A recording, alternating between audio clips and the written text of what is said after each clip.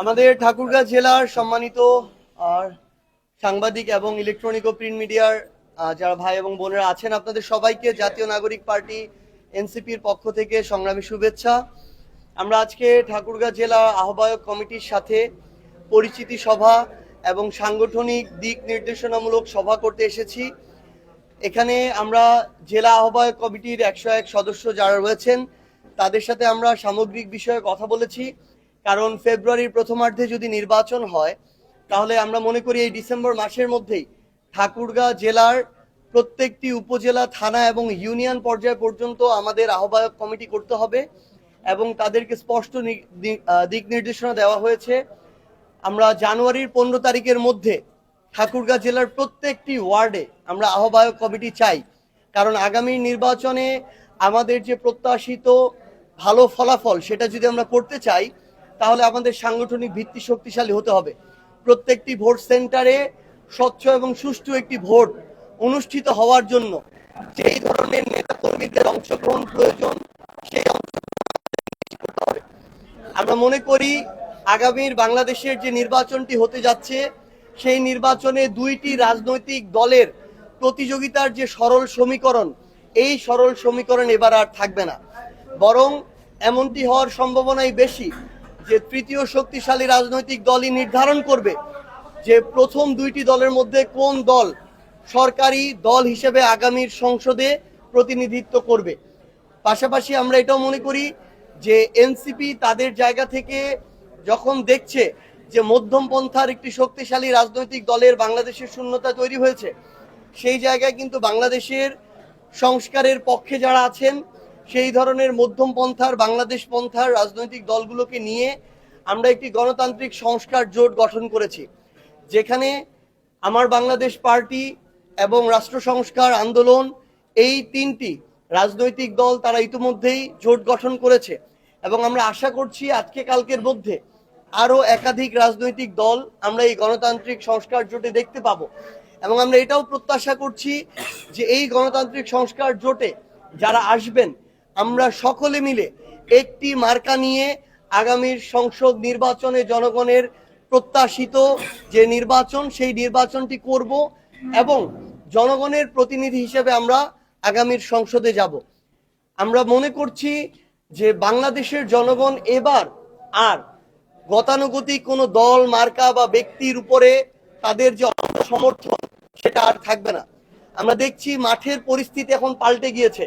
একজন সাধারণ মানুষ, একজন অটো চালক, একজন যেই মানুষটা ধান খেতে কাজ করে সেই মানুষটা পর্যন্ত এখন তাদেরকে ধীরে ধীরে বয়কট করছে, যারা বিভিন্ন ধরনের অপকর্মের সাথে সম্পৃক্ত, যারা জুলুম, মানুষকে হয়রানির সাথে সম্পৃক্ত।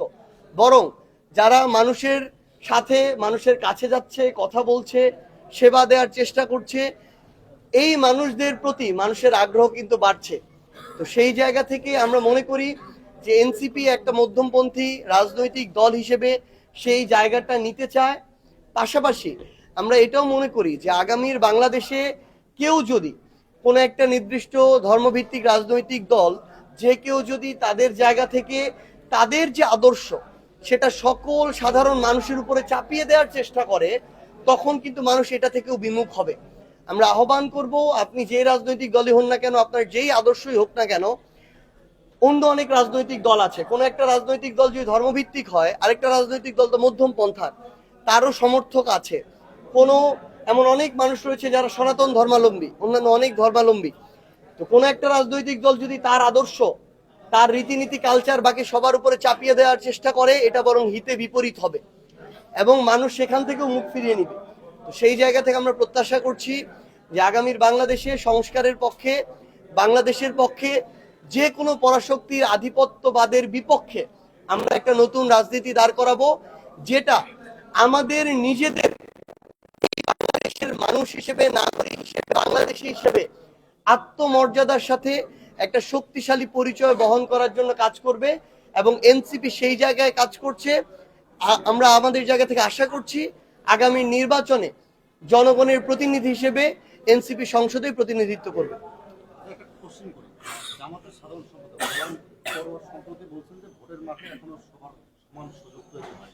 আপনারা কি মনে করেন? এখন পর্যন্ত যতটুকু লেভেল প্লেইং ফিল্ড এই অভ্যুত্থান পরবর্তী বাংলাদেশে আমাদের প্রত্যাশিত ছিল ততটুকু এখন পর্যন্ত তৈরি হয়নি। হয়তো অন্তর্বর্তীকালীন সরকারের জায়গা থেকে নির্দেশনা আছে, হয়তো তাদের চেষ্টা আছে, কিন্তু আমরা যখন মাঠ প্রশাসনে দেখি তখন আমরা সেই জায়গায় দেখি যে পূর্বের যে একটা রাজনৈতিক কালচার, যে কোন একটা দল ক্ষমতায় আসতে পারে, কোন ব্যক্তি এমপি হতে পারে, তার প্রতি যে বায়াসনেস, ওই মানসিকতা থেকে অনেকেই এখন পর্যন্ত বের হতে পারেনি। আবার অনেকেই হয়তো সেই জায়গাটাতে চেষ্টা করছে। আবার অনেক মাঠ পর্যায়ের প্রশাসনের কর্মকর্তার এই ভয়টুকু আছে যে তারা যদি তাদের প্রফেশনালিজমের জায়গায়, নীতি নৈতিকতার জায়গায় স্ট্রিক্ট থাকে, তাদের না কোনো সমস্যার মুখে পড়তে হয়। তো সামগ্রিকভাবে এটা একটা দুর্বলতা রয়েছে। আরেকটা হচ্ছে এখনো কিছু কিছু রাজনৈতিক দল কিংবা কিছু কিছু নেতৃত্ব যারা এমপি মনোনয়ন পেয়েছেন বিভিন্ন দল থেকে, তাদের ওই পূর্বের যে মানসিকতা, কারণ এখানে তো সব রাজনৈতিক দল নতুন রাজনৈতিক দল না, তাদের পূর্বের একটা কালচারের মধ্যে দিয়ে তারা এসেছেন। তাদের মধ্যে অনেকে এখন আছেন যারা মনে মনে ভেবে রেখেছেন সময় হইলে তারা তাদের পেশি শক্তির প্রদর্শন করবে, সময় হইলে তারা তাদের কালো টাকার খেলা দেখাবে, সময় হইলে তারা প্রশাসনকে যেভাবে হোক অপব্যবহার করবে। তো আমরা আমাদের জায়গা থেকে স্পষ্ট করে বলি, এই অন্তর্বর্তীকালীন সরকার কিংবা নির্বাচন কমিশন সংশ্লিষ্ট যারাই আছেন, তারা যেন ওই সময়টা বাংলাদেশে হইতে না দেয়। আমরা আমাদের জায়গা থেকে চাই যে যেন একটা লেভেল প্লেইং ফিল্ড হয় এবং সেটাতে আগামী নির্বাচনটা হয়। ঠাকুর ভাই, আপনি যতবার এসেছেন ততবারই মামলা বাণিজ্য নিয়ে কথা বলেছেন। আমরা দেখেছি যে যারা বিভিন্ন থানায় কর্মরত ওসিরা রয়েছেন, তারা একটা দলের দাবি করে আমি অমুক দলের তমুক দলের, এই ধরনের আমাদের পুলিশি হয়রানি আছে সাধারণ মানুষকে নিয়ে। এইটা নিয়ে আপনাদের সেন্ট্রালি কিংবা এলাকায় মানে সাধারণ মানুষ এই যে দুর্ভোগ থেকে বেরিয়ে আসবে, এটা নিয়ে আপনাদের পরিকল্পনা কি আছে? আমরা কিছুদিন আগেও জাতীয় নাগরিক পার্টি এনসিপির পক্ষ থেকে আমি নিজে গিয়ে আমাদের বাংলাদেশ পুলিশের সম্মানিত মহাপরিদর্শক আইজিপি মহোদয়কে আমরা আমাদের পার্টির পক্ষ থেকে স্পষ্ট করে এই অভিযোগটি জানিয়ে এসেছি যে বাংলাদেশের এখনো অনেক থানায়, অনেক জেলায় পুলিশের কিছু কিছু সদস্য, আমরা সবার কথা বলবো না, অনেকে সেই প্রফেশনালিজম আগে থেকে মেনটেন করেন, অনেকে এখন চেষ্টা করছেন, কিন্তু কিছু কিছু এরকম পুলিশের সদস্য রয়েছেন যারা এখনো টাকার লেনদেনের সাথে তারা অভ্যস্ত এবং টাকা ছাড়া তারা কাজ করেন না। টাকার বিনিময়ে অনেক নিরপরাধ মানুষকে তারা অপরাধী সাব্যস্ত করেন, টাকার কারণেই তারা অনেক অপরাধী মানুষকে ছেড়ে দেন। আমরা এই জেলারও কিছু কিছু জায়গায়, কিছু কিছু থানায়, কিছু এসআই, কিছু কনস্টেবল, দু একটা জায়গায় আমরা ওসি সাহেবদের মধ্যে এই প্রবণতা আমরা দেখছিলাম। কিন্তু আপনারা জানেন যে নির্বাচনের কারণে প্রত্যেকটি থানায় ওসি সাহেব তারা নতুন এসেছেন, ইউএনওরা নতুন আসছেন, আমাদের জেলা প্রশাসক, জেলা পুলিশ সুপার অধিকাংশ জায়গায় পরিবর্তন হয়েছেন। নতুন যারা এসেছেন তাদের প্রতি আস্থা রেখেই কিন্তু এই দায়িত্বটা দেওয়া হয়েছে, যাচাই বাছাই করেই দেওয়া হয়েছে। কিন্তু তাদের মধ্যে এমন অনেকে আছেন যাদের পূর্বের থানার রিপোর্ট খুব একটা ভালো না। আমরা প্রত্যাশা করব সরকার তাদের উপরে যে আস্থাটা রেখেছে তারা যেন সেই আস্থাটুকুর প্রতিদান দেয়। অন্যথায় আমরা জাতীয় নাগরিক পার্টির পক্ষ থেকে তিনি ওসি হন, এসপি হন, তিনি ডিআইজি হন, কিংবা আরো বড় যে কোনো দায়িত্বে থাকুন না কেন, কেউ যদি কোনো দলীয় নেতাকর্মী হিসেবে কাজ করেন প্রশাসনের পদে বসে থেকে, তার বিরুদ্ধে আমরা নির্বাচন কমিশনকে সরাসরি লিখিত অভিযোগ দিব এবং তার বিরুদ্ধে যেন ব্যবস্থা নেওয়া হয়। তার জন্য এনসিপির পক্ষ থেকে যা করা দরকার আমরা সেটাই করব। রাজেশ ভাই, আমি একটু প্রশ্ন করি। আপনারা রাজনৈতিক দলগুলো যারা রয়েছে আমরা দেখছি তারা নির্বাচনী প্রচারণা করছে এবং আপনি একটু আগে বলছেন যে আগামী ফেব্রুয়ারিতে যদি নির্বাচন হয় তাহলে আপনি সন্দিহান কিনা, এবং মাঠ পর্যায়ে কিন্তু আপনার মানুষের সঙ্গে কথা বলছেন এবং আমরাও কথা বলছি এবং নির্বাচন নিয়ে অনেক শঙ্কাও কিন্তু মানুষের আছে। আপনি যে আপনার সন্দিহান আপনি কিনা এটা একটু বলবেন, আর হচ্ছে যে এই সন্দেহটা বা এই শঙ্কাটা মানুষের কেন তৈরি হচ্ছে, কি কি পয়েন্টের উপর তৈরি হচ্ছে এটা একটু বলবেন না। আমি শেষ করি। তারপর আরেকটা হচ্ছে যে আপনারা সংস্কার জোট নিয়ে গণতান্ত্রিক সংস্কার জোট করেছেন এবং আমরা এটা জানতে পেরেছি যে এই সংস্কার জোট একটা চলমান প্রক্রিয়া এবং এটা যেহেতু চলমান প্রক্রিয়া, নির্বাচন পর্যন্ত আপনাদের কি পরিকল্পনা, নির্বাচন পরবর্তীতে বাংলাদেশ সংস্কার নিয়ে আপনাদের তো অবশ্যই কাজ হবে, এটা কি পরিকল্পনা, আপনি এই পরিকল্পনা নিয়ে? অনেকেই বলতেছে তারেক রহমানের দেশে ফেরা নিয়ে নির্বাচনটা পিছাইতে পারে, এটা সাধারণ মানুষ আমাদেরকে বলে, জিজ্ঞাসা করে, আমাদের যা উত্তর দেওয়ার সুযোগ নেই। এক্ষেত্রে আপনাদের এটা পরিষ্কার করার সুযোগ আছে কিনা, কিংবা নির্বাচন কমিশন কি একবারে স্ট্রং কিনা যে নির্ধারিত সময়ে নির্বাচন হবে, আপনার আস্থা আছে কি আপনাদের? অন্তর্বর্তীকালীন সরকার এবং নির্বাচন কমিশন বারবার তাদের জায়গা থেকে এই কথা পুনর্ব্যক্ত করেছেন যে ফেব্রুয়ারির প্রথমার্ধের মধ্যেই আগামীর যে নির্বাচন সেই নির্বাচনটি হতে যাচ্ছে। এই জায়গায় এনসিপিরও এখন পর্যন্ত কোনো দ্বিমত নেই এবং এনসিপি এই জায়গাটিকে, এই যে সময়সীমাটিকে এনসিপি মনে করে যে এই সময়সীমার মধ্যে নির্বাচন হতে পারে। এখানে আমরা কোনো সন্দেহের অবকাশ দেখছি না।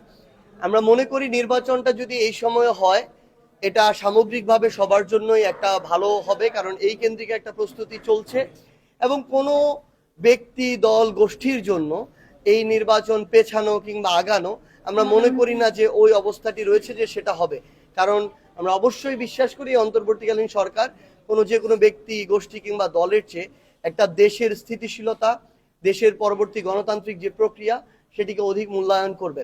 এবং আমরা প্রত্যাশা করব আমাদের জায়গা থেকে, যেহেতু বিএনপির ভাইস চেয়ারম্যান হিসেবে দায়িত্ব পালন করছেন জনাব তারেক রহমান, অভ্যুত্থানের 1 বছর 3 মাস পেরিয়ে গিয়েছে, হয়তো তার জায়গা থেকে আমরা জানি না, হয়তো কোনো বাধা বা এরকম কিছু তিনি অনুভব করতেই পারেন, কিন্তু আমরা হয়তো রাজনৈতিক দলের জায়গা থেকে, বাংলাদেশের মানুষের পক্ষ থেকে এইটুকু বুঝতে পারি, মানুষের পালস, যে অন্তত এই বাংলাদেশে আসলে তার জন্য কোনো সমস্যা হওয়ার কোনো সুযোগ নেই। এবং আমরা এটা মনে করি যে বাংলাদেশ তার জন্য, তার যে নিজের যে একটা দেশ, সেই রকম একটা অনুভূতি তিনি পাবেন। এবং আমরা প্রত্যাশা করি যে অন্যান্য সকল রাজনৈতিক দলের যারা নেতৃবৃন্দ আছেন তাদের মধ্যে একটা সুস্থ প্রতিযোগিতা, এর মধ্য দিয়ে আগামী নির্বাচনটা হবে। আমরা কাদা ছোড়াছুড়িতে যাব না। কেউ যদি কোনো ধরনের অপ্রত্যাশিত কাজ করে আমরা সেটা যৌক্তিক সমালোচনা করব। আমরা যদি মনে করি ওই যৌক্তিক সমালোচনা ওটা যৌক্তিক না, আমরা তাহলে তার বিরুদ্ধে আবার আরেকটা যৌক্তিক সমালোচনা করব। কিন্তু আমাদের নিজেদের মধ্যকার কাদা ছুড়াছুড়ি কিংবা যারা ষড়যন্ত্রকারী তাদেরকে যদি আমরা কোনো কারণে সুযোগ দিই, এটার কারণে সামগ্রিকভাবে সকল রাজনৈতিক দল এবং সকল মানুষ ক্ষতিগ্রস্ত হবে। আমরা বিশ্বাস করি আগামীর বাংলাদেশে ফ্যাসিস্ট বিরোধী কোনো রাজনৈতিক দল এই সুযোগ কাউকে দিবে না। শেষ করি, সরকারের পক্ষ থেকে বলা হচ্ছে যে ফেব্রুয়ারি নির্বাচন, কিন্তু সরকারের বলেছেন যে আমাদেরকে ম্যান্ডেট দেয়নি যে কত তারিখের মধ্যে ভোট হবে। সরকারের পক্ষ থেকে বলা হচ্ছে যে ফেব্রুয়ারির মধ্যে নির্বাচন হবে। আবার সরকারের উপদেষ্টা বলেছেন যে আমাদেরকে ম্যান্ডেট দেওয়া হয়নি যে কত সময়ের মধ্যে ভোট হবে। আর কারো কোনো প্রশ্ন আছে? একবারে শেষ করে দিই, এটা দিয়ে শেষ করবো। হ্যাঁ, জাতীয় পার্টিকে প্রেস সচিব বলেছে যে জাতীয় পার্টি নির্বাচনে আসতে কোনো বাধা নেই, তো আপনারা বরাবরই বলে আসেন যে তারা স্বৈরাচারের দোষক, সেই হিসেবে তাদের নির্বাচন করার কোনো অধিকার নেই। সেই জায়গা থেকে আপনার আমরা একদম শুরু থেকে এখন পর্যন্ত বলছি এবং এটা আমরা বলবো, আমরা স্পষ্টভাবে মনে করি যে জাতীয় পার্টি যারা এই 24-এর অভ্যুত্থানের পূর্ব পর্যন্ত যারা এই শেখ হাসিনাকে, আওয়ামী লীগকে বৈধতা দিয়েছে, তাদের জন্য কাজ করেছে, তাদের সুবিধা ভোগ করেছে, তাদের অবৈধ নির্বাচনের এমপি ছিল, মন্ত্রী ছিল, তারা প্রত্যেকেই ফ্যাসিস্ট শেখ হাসিনা, ফ্যাসিস্ট আওয়ামী লীগের এক একজন দোসর, এবং এটার জন্য তাদের প্রত্যেককে বিচারের আওতায় নিয়ে আসা উচিত। এবং আমরা মনে করি আগামী নির্বাচনে তাদের অংশগ্রহণ করার কোনো ধরনের নৈতিক, রাজনৈতিক, আইনগত কোনো অধিকার নেই এবং তাদেরকে আইনের আওতায় নিয়ে আসতে হবে যেমনভাবে আওয়ামী লীগকে আইনের আওতায় নিয়ে আসা হয়েছে। এখনো তারা এই কথাগুলোই বলে যে তারা এখনো আওয়ামী লীগকে নির্বাচনে দেখতে চায়। তারা এখনো এই কথা বলে যে আওয়ামী লীগে যারা তাদের দলের হয়ে নির্বাচন করবে তাদেরকে তারা মনোনয়ন দিবে।